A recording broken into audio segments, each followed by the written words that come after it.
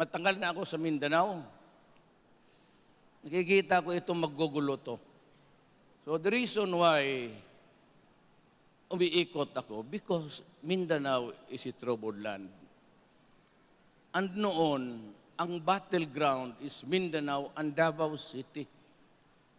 Pinaputok yung simbahan, the Roman Catholic Church was bombed twice.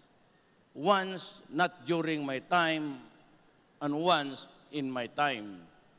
Yung international airport pinaputok 1 month after yung Pantalan, then the terminal.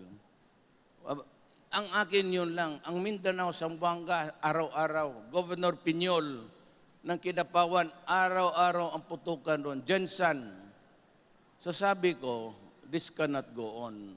Pag bumagsak itong BBL, gugulo na naman. Maraming namatay na sa Mindanao.